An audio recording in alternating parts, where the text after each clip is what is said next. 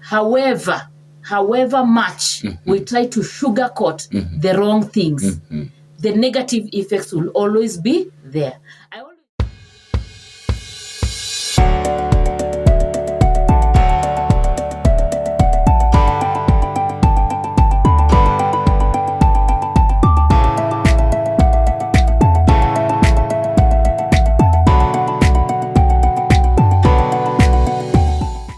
Madam Joyce Mghoi, why is it hard to do the right thing? Na hata kama mimi najua it is right. Mbona mtu anafiringi vizuri wakati anakosea? Hii swali Chacha amekuwa akiniuliza sana. Na I wish he was here so that he can say exactly what was in his mind. He kept on asking me, why is it so hard to do the right thing when you know that it is the right thing to do? Tukiongea na CJ aliniambia kwamba unakumbuka sasa wakati ulikuwa high school, kuna wakati ama ukiwa university pia, kuna wakati ambapo mwalimu angekuambia fanya hivi. Wewe unajua hivi ndio inafaa, lakini wewe unafurahia sana ukifanya the opposite. Something else. Actually hiyo swali ni swali ya kujiuliza. Most of the time people do the wrong things, yet they know the right things. Not because they don't know the right thing, but they know the right thing. And actually when I was thinking about that question, I came across a Bible verse in Romans chapter 7, 15 to 20. People can read that chapter and the verses. Part of the because it's a big text, it's from 15 to 25. That's about 10 verses. But I just picked one, which said, I do not understand what I do, for what I want to do, I do not do. But what I hate, I do. And if I do what I do not want to do, I agree that the law is good. Okay, it continues. It continues. But the basic thing is here is that the writer is saying, I do not understand that what I do. I do not understand what I do. For what I want to do, I do not do. That is what it basically is saying here. So when I was thinking about this, why do people do the wrong thing, yet they know the right thing to do? So maybe one of the reasons why people do that is the nature of sin. It is the nature of sin that in ourselves as human beings may not be able to do the right things when we are expected to do the right things. That means we need God to be able to help us to do the right thing, to keep us in check, to keep us on guard, to be able to help us be able to do the right thing, which we know is the right thing. So we need God. The nature of sin makes people do the wrong things, even when they know this is the wrong thing. They know this is the wrong thing, but they still do it. Another reason why people probably could be doing the wrong thing is the curiosity part. Curiosity part. You are told, like you're saying in high school, you are told, don't do this. You hear that this is wrong, but then curiosity, you want to try, you want to see how does it feel, why am I told not to do, what the thing that you're told not to do, actually you develop curiosity to want to know why you've been told not to do. Kuna nini pale? And actually I think that is the reason behind the unwanted unplanned pregnancies. Unplanned pregnancies and also drugs and alcohol abuse. Like things like drugs, drugs will take away your will. They will actually take, the first time when you are taking it, you are doing it willingly, you are going there, you are taking it. But then it will reach a point when it will take away your will. So you are told don't do drugs, but the curiosity of kwani hii drugs iko nini, then you go to try and then you end up doing the wrong thing, you end up getting hooked and all that. So there is the nature of sin that we need God to be able to do the right thing. In ourselves we may not be able to do the right thing. Curiosity that you have been told not to do this is, you have been told don't open this door, msiingie kwa hii room, hapo ndo mtaenda kutafuta funguo muangalie kuna nini kwa hiyo room. Kwa hiyo room. So there is the curiosity, then there is the pride, the pride part of it, which is rebellion. The pride part of it is rebellion. Kwani atafanya nini nikifanya, there is the rebellion part of it. These are some of the reasons why people do the wrong things even when they know the right thing. So you are told not to do, but then you say, let me see, the pride that kwa nini wananiambia what to do. I also have a mind of my own, I have a thinking of my own, then therefore I'm going to do, even that which you have been told not to. So the pride, the rebellion, the curiosity, the nature of sin. We also have that things to do with peer pressure. Things to do with peer pressure. You yourself, you don't want to do it, but your friends are doing it, and you are together with them. So somehow you find yourself also doing it. Umeona mwembe ya mzee hapo, na mzee anangojea ile siku ata harvest aweke kwa pick up ndio waweze kuuza. But mko na ma friends pale. Maembe imeiva vizuri sana. Umechuna 2 tatu. Hata si 2 tatu, sometimes hata mnapanda juu mnatingisha mweze kupata. So you are doing it not because you want to do it, but because of the peer pressure. So peer pressure can also make people do things that they didn't want to do, but they are doing it because it is the other people are doing it. Then it's also easier to avoid too much work or effort. You know, when sometimes the right thing will make you labor, the right thing will make you sweat, the right thing will make you work more, work extra. You go for the wrong thing. This is the right thing that I need to do. But because of the effort, the sweating that is required for you to be able to accomplish that, you find yourself taking the shortcut route. Let's take examples of things like bribing. When someone is taking a bribe, they know that this is the wrong thing. But because this person does not want to go to court, probably, labda umeshikwa pale kwa barabara na makosa ya gari, and you are being told now you need to be to go to court and so on. Instead of going to all that, unasema wacha tu nilipe kitu kidogo nimalizane. Na askari pia anasema wacha tu nichukue. We are whispering that one. But what am I saying? That sometimes doing the wrong things looks easier than doing the right thing. The right thing looks laborious. The right thing looks like it is taking time. Let me give an example of cohabitation and sexual fornication, if I can call it just that. Nobody is telling the young people that you will never have sex. Nobody is telling them that. They are only being told, we are only telling them, just wait. Delay gratification. At the right time, you will have this. And that's what you're talking about, early pregnancy. Early pregnancy. Why does it come? You're not ready to have a baby. Why do you engage in this? So you see, they are feeling like it's taking too much time. So therefore, they end up, doing the wrong thing, even when they know the right thing. They don't want to wait. They don't want to wait that long. They don't want to wait. They want to experience it now. Another thing is addiction. Addiction, of course, makes someone, when someone now is addicted to something, even when they know this thing I need to stop it, they still go for it. Like someone was telling me, almost all the people you find in the pub drinking, they tell themselves, siku moja nitawacha. Nitatoka. They tell themselves, siku moja nitaacha hii pombe.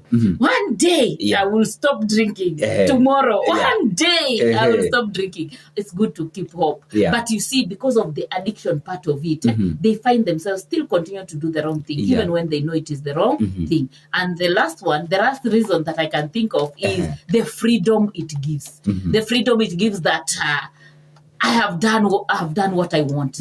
I've done what nobody can tell me. Ni mimi nimejifanyia. Na young people nasikia siku hizi mnaongea about YOLO. You live only. I don't know whether you live only once or you live whatever. Maisha ni mara moja tu. Na wanasema mapema ndio best. Mapema ndio best. So that kind of freedom that it gives, that kind of independence that it gives also makes it easy to do the wrong thing when you know the right. Kuna msichana anaitwa Grace anatusikiza. Amesema kwamba sometimes we do the wrong thing hata kama tunajua it is wrong kwa sababu itakuwa na benefit. Yes, it is true. Itakuwa na benefit, of course. That's why I'm saying, unaona kama bribing, you get the benefit, isn't it? Kama unabribiwa unapata do. Kama unabribe unaepuka hiyo nini. So kuna to benefit hapo. But is it the right thing? Again, it's not the right thing. So yes, she's right that you do the wrong thing because kuna to benefits hapo kwa wrong things. But there are other effects and other consequences that come with doing the wrong thing. So those are some of the reasons why people do the wrong thing. Now, I want us to look at a few scenarios in life. A few scenarios in life. A few scenarios in life. Life situations. One of them, the first, there are 4 scenarios. There are 4 scenarios. Yes. One of them is doing the right thing the wrong way. Yeah. You're doing the right thing, but you're doing it the wrong way. Yeah. You're doing the right thing. It's the right thing to go to class, but you have not carried a pen and a paper. You have not carried a book, but it's the right thing to go to class. Yeah. It's the right thing to go to class, but you're doing it the wrong way. Yeah. It's the right thing to marry, but then you are cohabiting before you marry. You're doing it. You're doing the right thing, but you're doing it in the wrong way. You're doing it in the wrong way. Going to class, without a pen, being in the university and you're not reading, being in school and you're not reading. You are doing the right thing, but the wrong way. Your method is wrong. Your method is wrong. So the results that you get are not the desired results. So you don't get the results that are you want. You don't get the results that you want. The second scenario is doing the wrong thing the wrong way. Of course, it's the wrong thing. And you're doing it the wrong way. And of course, this one, the focus is actually all wrong. The focus is all wrong. And the scenario or the results is a lose-lose. You did the wrong thing. You did it the wrong way. Then there is the doing the wrong thing the right way. Doing the wrong thing the right way is like... doing the wrong thing the right way. But the right way is like if you steal and you're not caught. Wow. So you see you have done the wrong thing. But you have not been. You've not been caught. Of course, the effects and the feelings will still be those ones, but you've not been caught. So you're doing the wrong thing. You're doing it in the right way, and this one, of course, gives you the mentality that you can continue to do the wrong thing. So it is a bad scenario because now when you do the wrong thing and you have not been caught, you're likely to continue to do the wrong thing. But anyway, there is that scenario. You did the wrong thing. But you are not caught. So you're doing the wrong thing, but you have done it so nice that people are seeing this is wrong. But then it has been done the way it has been done. Hapo ndo wezi wanaanzia. Unaona hujashikwa. And the last scenario, which is what we want people to have, is doing the right thing the right way. Doing the right thing the right way. I remember our principal alikuwa anaishi kutuambia kwamba do the right thing at the right time with the right way. Yes, that is how it's supposed to be. You do it the right. You are doing the right thing, the right time, in the right way. That is how it's supposed to be. Because now this one will give you a win-win scenario, a win-win situation where now you benefit from that. So those are some of the scenarios that are there. But we also have effects of doing the wrong thing. We all have effects of doing the wrong thing. If you do the wrong thing, are there effects? Yes, definitely there are effects. So we have effects like pain. We have effects like frustration. Those are effects of doing the wrong thing. We have effects like sicknesses. We have accidents. We have diseases.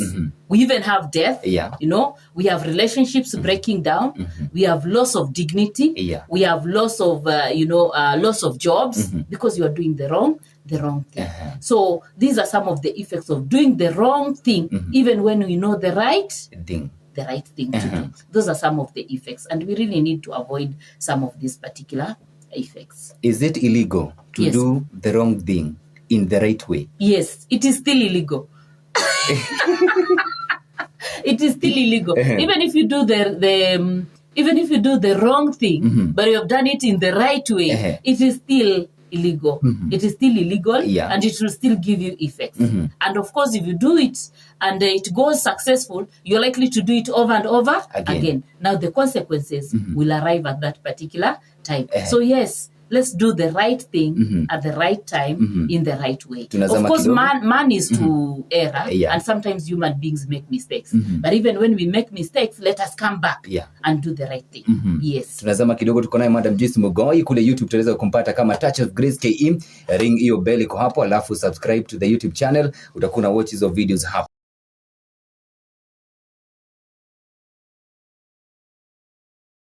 Leo tunazungumzia mambo, why are you doing the wrong thing and yet you know it is the wrong and unajua pia kuna njia zingine mzuri. Now Madam Joyce Mghoi, yes. How can you guard yourself?